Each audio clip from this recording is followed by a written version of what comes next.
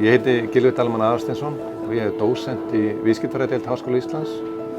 og þar er ég að kenna aðallega námskeið á meistarastigi og MBA-námi, námskeið eins og mannauðsstjórnun, samskipti á vinnumarkaði og breytingastjórnun. Fyrstu kynni mín af stjórnvísi voru í kringum 1995 þegar ég er að koma heim úr framhaldsnámi frá Bretlandi og þá fór ég að vinna sem ráðgjafi á Hagvangi. Og í starfi mínu sem ráðgjafi þá kynntist maður fljótlega starfi stjórnvísis og ég var duglegur að sækja ýmiss konar námskeið og fyrirlestra. Ég hef verið nokkuð virkur þátttakandi í störfum stjórnvísis, sérstaklega er það með minnisstætt í kringum aldamótin þegar íslensku gæðaverðlaunin voru afhent. 1997 voru íslensku gæðaverðlaunin fyrst afhent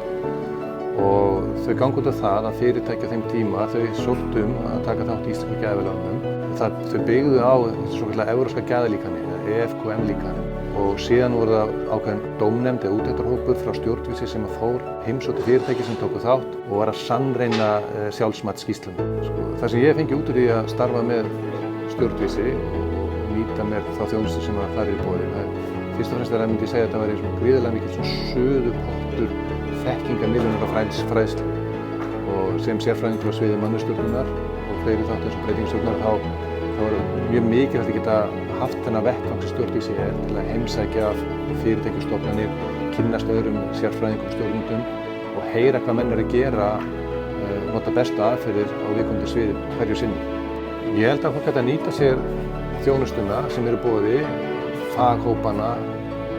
ráðstefnunar, fundina til þess að efla til dæmis tengslanetið, kynnast því sem er verið að gera varðandi bestu aðferðir í stjórnum, bæði á fyrirtækjum og stofnunum og fá þarna bara beint í æð það besta sem íslenski stjórnendur og sérfræðingar eru að fást við hverju sinni.